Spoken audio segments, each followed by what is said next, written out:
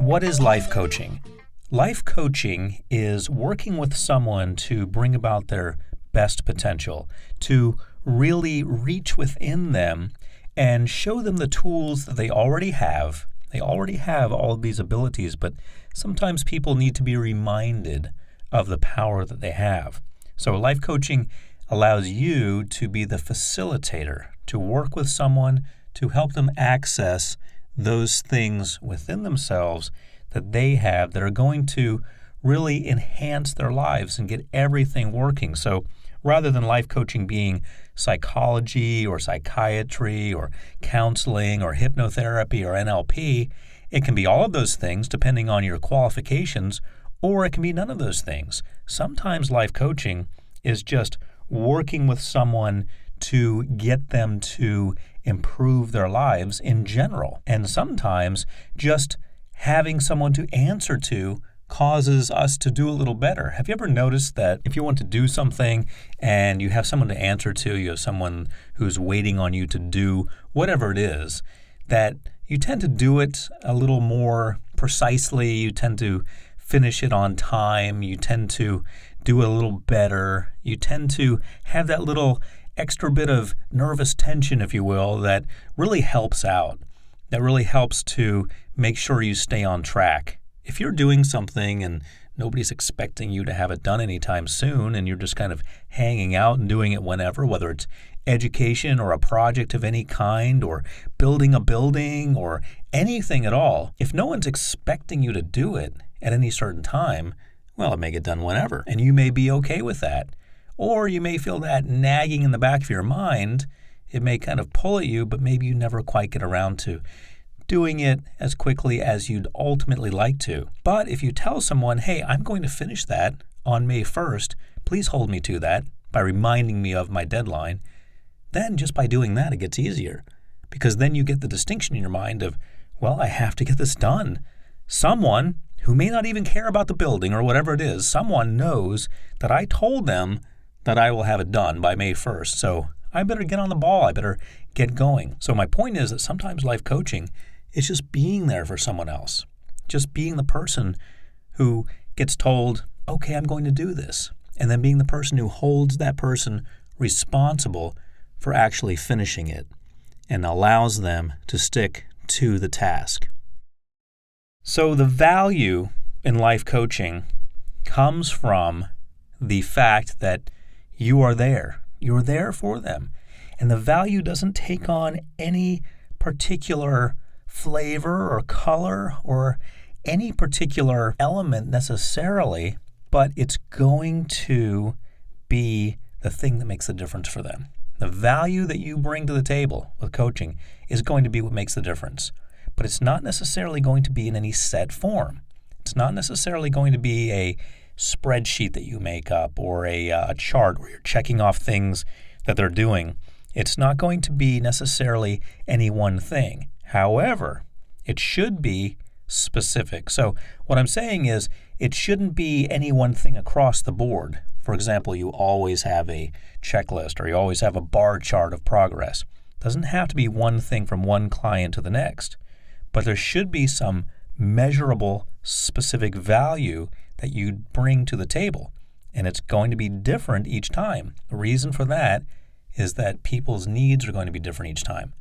They're not always going to be the same need. Person A is going to need something completely different from person B, and person C may come completely out of the blue. They may need something that you've never even thought of helping someone with. So the value that you bring to the table is going to be the value of helping them stick to it, making sure that they knock down those barriers in any way possible, and making sure that they finish that project, whatever it may be. And it's not necessarily going to be the same thing. You may become an expert in helping people finish projects as a life coach, but maybe the projects are going to be different each time. Or maybe you just become an expert at helping people figure out what they're going to do, but what they're going to do is different each time. So my point is that your job is going to be a little vague sometimes as far as an overall job description. But in each moment that you're working with a client, it should be very clear for each client, but perhaps very vague in general. Perhaps what you do isn't exactly clear to outside people. If they asked you to define what you do, well, overall you just help people. But they may say, well, what specifically do you help them to do? And what you'll probably say is, well, I help them to do whatever they want to do. That's what a life coach does. You help them to do whatever they want to do, which could be different depending on the person. So, as a life coach, you're going to have a lot of fun working with a lot of different types of people, helping them accomplish a lot of different types of things. So let's look at how people benefit from life coaching. Life coaching is a wonderful gift to give to someone. Of course, it's not going to be exactly a gift because they're going to be paying you for your services. But the benefits of life coaching are very much like a gift because you're going to be helping people finish things that they never really thought they could finish. Let's face it, when someone gets to the point of hiring a life coach, they're really at the point of almost giving up. It's almost the last thing before leeches, I like to say. They're trying to cure something in their lives, and they've tried pretty much everything. One of the last things that at least a lot of males want is for somebody else to come in their lives and tell them what to do. You know, men in society were trained to make things happen and to get it done and to hire someone to help us. Well, that's almost like a cop-out. It's almost like we're saying we can't do it. So when someone humbles themselves to that point, especially a male, humbles themselves to that point and says, wait, I'm not doing this myself. It's not going to happen.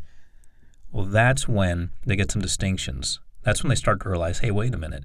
Who said life coaching is a bad thing?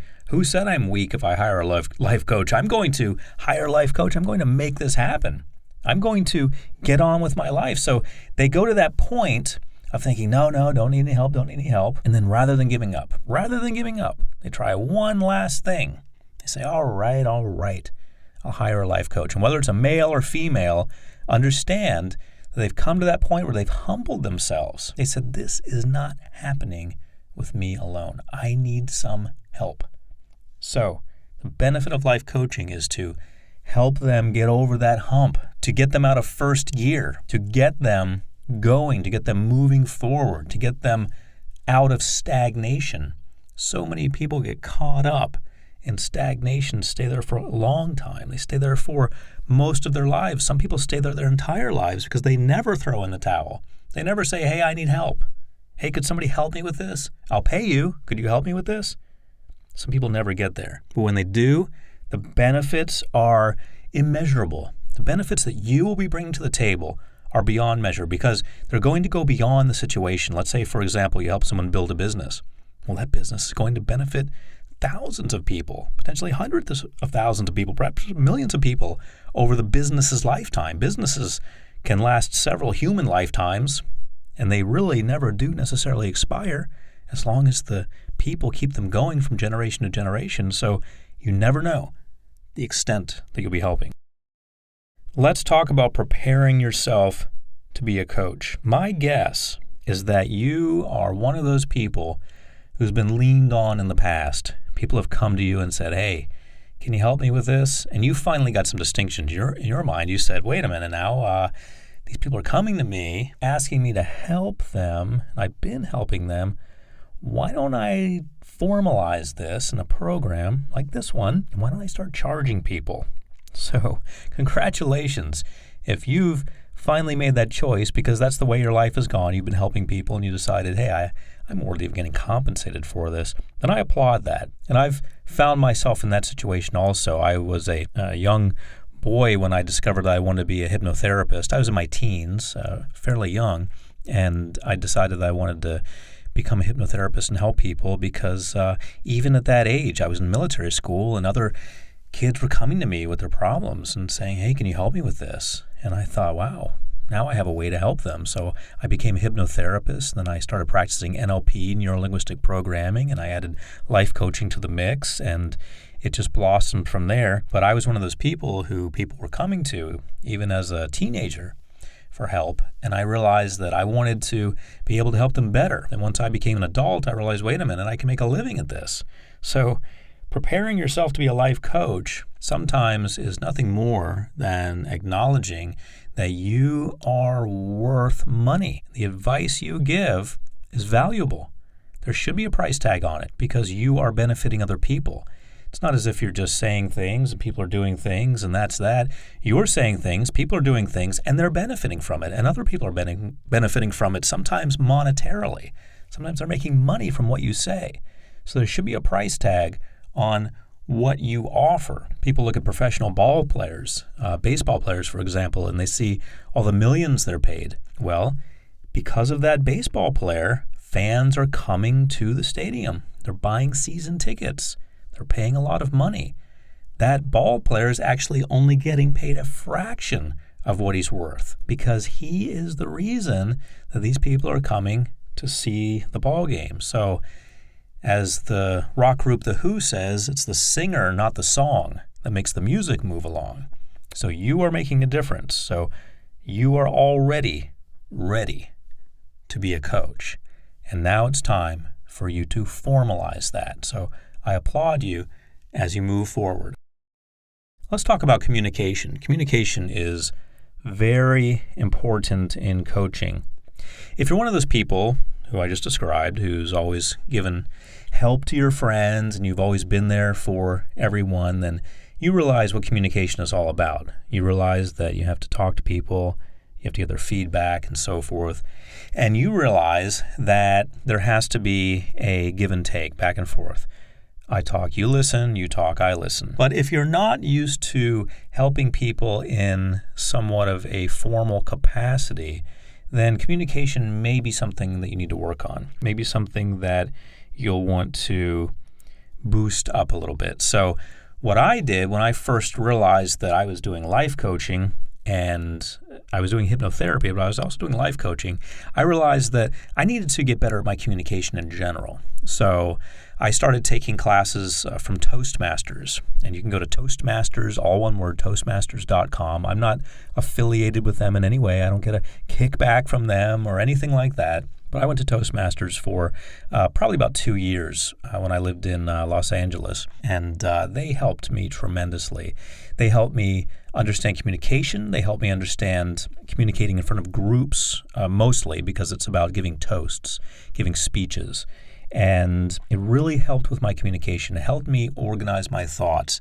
It helped me create programs like this, because when you go through Toastmasters, you learn how to deliver dynamic presentations, and you learn how to do it in a way that really communicates your point and keeps it interesting, keeps it fresh, keeps it moving along.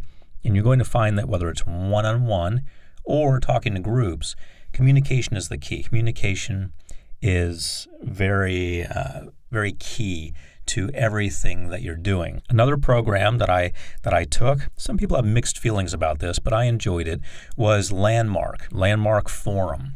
Some people look at it kind of like a cult, actually, because they think that you have to go there and not say a word for 4 days and so forth. But if there's a Landmark Forum in your city, and if you're not opposed to it, you don't have to do this, but if you're not opposed to it, and I'm not associated with them either, I've been through their program, but I don't get a kickback or anything from them. But Landmark Forums are great because you learn about communication, and you learn what you've been doing wrong in communication. You learn how you've been thinking you're saying one thing, but really not. You also learn about your own personal nonsense that's been going on, that's been holding you back. As a coach, you're going to want to clean up your own backyard. You're going to want to get your life together as much as possible because you're going to help other people do that. You don't want to help someone and have them see your life in disarray and start pointing out problems in your life. You want to have things as organized as possible. So I recommend taking advantage of this. Let's take a look at what you're going to be doing. You're going to be creating value. Creating value, you're going to be creating monetary value in some cases. Some people are going to come to you and they're going to pay you, and they're going to expect an ROI, a return on investment. And if they don't see it, they may very well stop working with you. So sometimes the value you're creating is going to be measured in monetary terms. They're going to say, hey, I'm expecting my business to increase 10%. over the next year? If it doesn't, guess who's going to be no longer working for me, okay? So sometimes the value you create is going to be measured very strictly. But in many cases, the value you create will not be one-to-one. It won't be as if you spend 1 hour with someone and they'll expect to make $100,000, for example. It will be something less tangible than that. In most cases, that's what's going to happen. Sometimes you're going to get the people who really want to get a bang for their buck, and if they don't, then they're going to move on, and that's okay. I want you to be okay with that. But sometimes what's going to happen is that you are going to be creating value that's going to be a little less easy to perceive. It's going to be something that's going to come out over time. They're going to eventually see the value, and that's okay. I don't want you to feel that you have to push it in their face and say, look, I did this for you. I created this value for you. Don't you see your relationships are flowing more smoothly and you're going to the office on time and you're not arguing with your wife or your husband anymore? Don't you see that? I don't want you ever to be in a situation in which you feel that you have to sell what you've been selling. You're already selling them your time and your coaching. You shouldn't have to sell them on that. They should see the value themselves. Sometimes what's going to happen, though, is that people will stop working with you because you're the first job to be eliminated, really, when you think about it. You're a luxury. You're an extra in their lives. You're the first thing to be eliminated if it comes down to money. However, sometimes what you'll find is that years later, they'll realize just what you've done for them, and they'll hire you back, and they'll tell their friends, and your reputation will grow even more. So, the value you create is going to be both tangible and intangible. So, I want to introduce you to the coaching model. The model that you are going to use is going to be goal-oriented. You want to make sure that you have goals in mind. I will get to that in a moment. But it's important for you to understand that there must be structure to what you do. When you work with people, you're going to work with people who lack structure. That's why they're coming to you. They are unable, at least in their own mind, to get their act together. They're unable to organize everything into a way that's meaningful and is moving forward. They're lacking something in their lives. And none of us are really above this. We all, from time to time, need to reach out. And sometimes the further along you go, the more dependent you become on other people. So, an example from my own life. I have an assistant, a personal assistant who's also a business assistant who handles pretty much everything for me. If I didn't have my assistant, I don't know where I would be going or what I would be doing, but I'd probably be walking around in circles. So my assistant in many ways is like my life coach. And a great assistant is going to really be an organizer for you and a facilitator for your future growth. And a great assistant has a plan, has everything structured. So whereas I tend to be more fly by the seat of my pants and okay, this came up today, let's handle it today. My assistant's job overall is to take all the stuff that's going on in my life and organize it, make it make sense, and schedule it and get it on some kind of routine. And that's your job. When you're a life coach, you need to have a plan. The person you're going to be working with is going to be a lot like me with my assistant. It's going to be as if I am the person who's coming to you and you're the assistant. As the life coach, you need to come in with a plan because that's what's lacking in this person's life. They don't need just someone to talk to and tell all their challenges to. And by the way, I like to use the word challenges instead of problems. Wherever I catch myself, I always rephrase it as challenge because problems sound insurmountable. Challenges sound fun.